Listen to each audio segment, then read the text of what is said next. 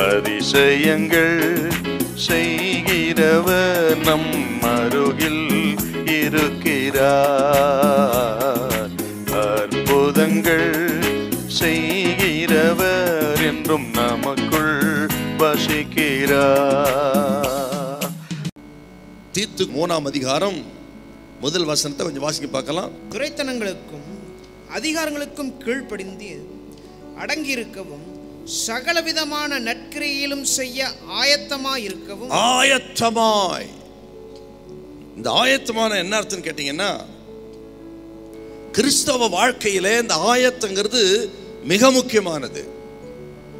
தேவ சித்தம் செய்ய ஆயத்தம், நற்கிரியைகளை செய்ய ஆயத்தம், ஜெபிக்க ஆயத்தம், பரிசுத்தப்படுத்திக் கொள்ள ஆயத்தம், பிரசங்கிக்க ஆயத்தம், சுவிசேஷத்தை அறிவிக்க ஆயத்தம். ஹல்லேலூயா. ஆக இந்த ஆயத்தங்கிறது கிறிஸ்தவ வாழ்க்கையில் மிக முக்கியமானது. இதுக்கெல்லாம் எப்பவுமே ஆயத்தமா இருக்கணும். இன்னும் சொல்லுகிறேன், ஒவ்வொரு நாளும் காலையில் நம்ம எழுந்த உடனே இந்த பாதரட்சியை நாம் தொடுத்து கொள்ள வேண்டும்.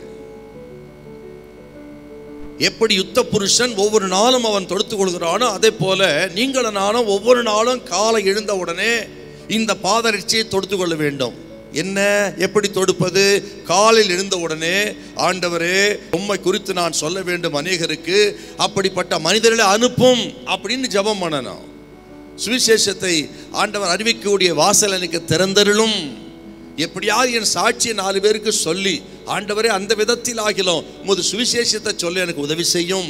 எப்பொழுதும் கர்த்தாவே, ஆண்டவர் உம்மை குறித்து சொல்ல, உமது சுவிசேஷத்தை குறித்து சொல்ல எனக்கு வாய்ப்பு தாரும் ஆண்டவரே என்று காலையிலேயே ஆயத்தமாக வேண்டும்.